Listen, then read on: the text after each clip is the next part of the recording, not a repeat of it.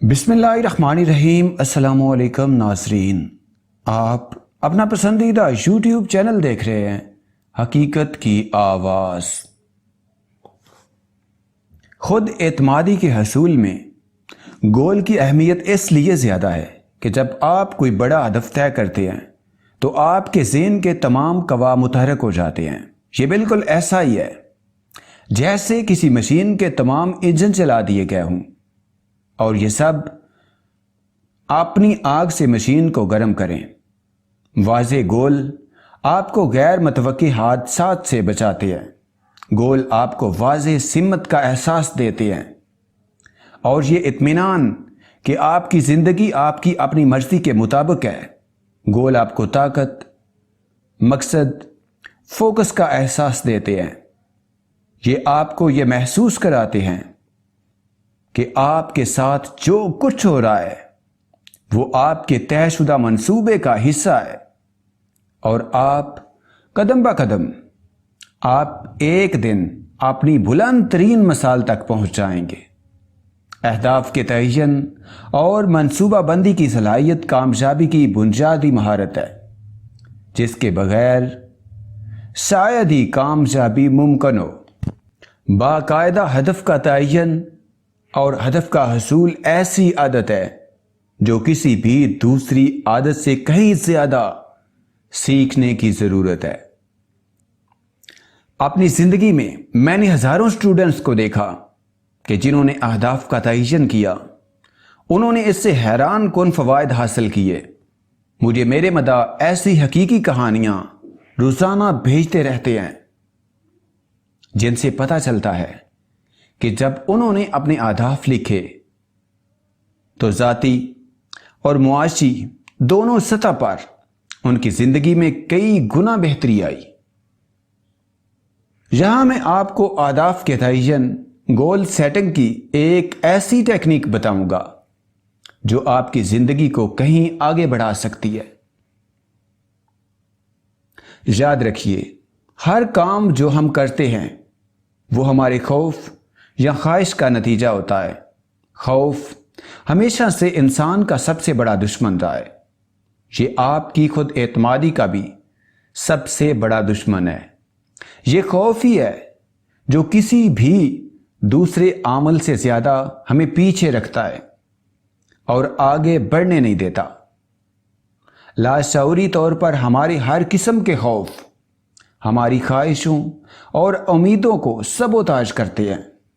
در حقیقت جب آپ یہ ویڈیو دیکھ رہے ہیں تب بھی آپ ایسے کسی خوف کے بارے میں سوچ رہے ہیں جو آپ کو پیچھے رکھے ہوئے ہے۔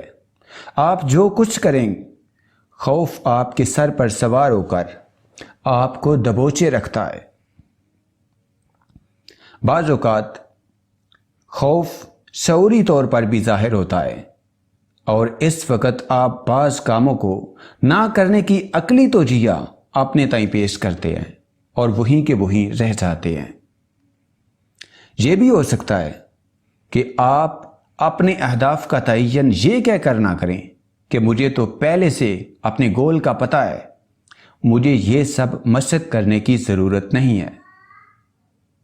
آپ کا لاشعور آپ کو کہے گا کہ اگر تم نے واضح طور پر گول کا تعین نہیں کیا تب بھی تم ناکام نہیں ہوگے۔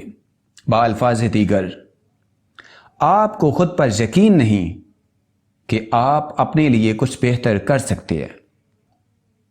خوف کی وجہ سے اکثر گول لکھنے میں تاخیر کی جاتی ہے۔ چنانچہ آپ طے کرتے ہیں کہ آنے والے چھٹی کے دن اہداف لکھیں گے، یا پھر اس سے اگلے ہفتے یا گرمیوں کی چھٹیوں میں جب فرصت ملے گی، اور پھر 97% افراد کی مانند آپ یہ کام کبھی نہیں کریں گے۔ یہ بھی ہو سکتا ہے کہ آپ خود کو عقلی طور پر بہلاوا دیں گے کہ میں جو چاہتا ہوں مجھے پتا ہے کہ یہ کبھی نہیں ہو سکتا۔ اگر خود اعتمادی کا سب سے بڑا دشمن خوف ہے تو انسان کی کامیابی کا سب سے بڑا دشمن اس کا خطہ آرام، کمفرٹ زون ہے۔ ماہرین نفسیات نے یہ واضح کیا ہے کہ ہم میں یہ فطری خاصیت ہے کہ جہاں ہمیں آرام ملتا ہے ہم اسی جگہ پر رہ کر اپنی کارکردگی اور برتاؤ کا اظہار کرتے ہیں۔ اس جگہ ہم آگے بڑھنا چھوڑ دیتے ہیں، ہم آرام کرتے ہیں۔ رفتہ رفتہ ہم ناکام اور کم تر زندگی سے مانوس ہوتے رہتے ہیں۔ ہم جتنے قابل ہیں اس سے کہیں کم پر راضی ہو جاتے ہیں۔ ہم سماجی تعلقات بنانے میں مصروف ہو جاتے ہیں، ٹی وی دیکھتے ہیں اور موسیقی سنتے رہتے ہیں، اپنا وقت خوب برباد کرتے ہیں اور خود کو قائل کرتے رہتے ہیں کہ ہم جو کچھ کر رہے ہیں وہ بہترین ہے، اس سے بہتر ہم نہیں کر سکتے۔ زیادہ تر لوگ اس خطے میں زندگی گزار دیتے ہیں۔ آپ کا رویہ اور شخصیت، افراد اور زندگی کے بارے میں آپ کی عادات سب آپ کے خطۂ آرام میں چلی جاتی ہے۔ آپ جو پیسہ کماتے ہیں، آپ جس معیار کی زندگی بسر کرتے ہیں اور جس کارکردگی کا مظاہرہ کرتے ہیں، سب خطۂ آرام میں ہوتی ہے۔ آپ کی ذہنی اور جسمانی صحت بھی خطۂ آرام میں رہتی ہے۔ خطۂ آرام کی فطری خاصیت یہ ہے کہ ایک بار جب آدمی خطۂ آرام میں داخل ہو جاتا ہے تو وہ ہر قسم کی تبدیلی کے خلاف مزاحمت کرتا ہے، خواہ وہ تبدیلی کتنی مفید کیوں نہ ہو۔ اگر آپ کسی عمل کے ذریعے اس خطۂ آرام سے نکلنا چاہیں گے تو یہ خاصیت دوبارہ آپ کو خطۂ آرام میں لانا چاہے گی۔ آپ ایک بار یا دو بار ڈگر سے ہٹ کر کچھ کریں گے تو اگلی مرتبہ اسے کرنے میں شدید مزاحمت ہوگی۔ آپ کے اندر سے کوئی پکارے گا کہ وہی زندگی آسان تھی جس میں آرام تھا، راحت، اس لیے وہی کرو جو پہلے کرتے تھے۔ ہم میں سے ہر ایک کا یہ تجربہ رہا ہے کہ اس نے اپنی جاب چھوڑ دی اور پھر دوبارہ ایسی جاب شروع کر دی۔ ہمارا کسی سے تلخ تعلق تھا، ہم نے وہ تعلق ختم کر دیا اور پھر کچھ عرصے بعد اسی جیسے آدمی سے دوبارہ تعلقات استوار کر لیے۔ ہم خاص مقدار میں پیسہ کماتے رہتے ہیں اور کمانے کی اہلیت بڑھانے کی بجائے اپنے طرز حیات کو اپنی آمدن کے اندر رکھنے کی مشقت کرتے ہیں۔ خطۂ آرام کا المیہ یہ ہے کہ ہم اس میں آرام کی خاطر جاتے ہیں، لیکن یہ تیزی سے ہمیں بے آرامی کی طرف لے جاتا ہے۔ یہ بے آرامی ہمیں بیزاری کی طرف لے جاتی ہے اور ہم یہ سوال کرنا شروع کر دیتے ہیں کہ بس یہی سب کچھ ہے۔ زندگی میں جوش اور ولولہ آنے کی بجائے ہم آج بھی کل والی بیزاری میں پھنسے رہتے ہیں۔ ایک وقت آتا ہے کہ یہ بیزاری ہمیں الجھن اور ناخوشی تک لے جاتی ہے۔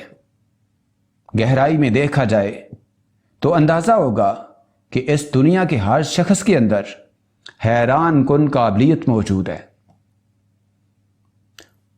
وہ یہ جانتا ہے کہ اس کے اندر کچھ بہتر ہے۔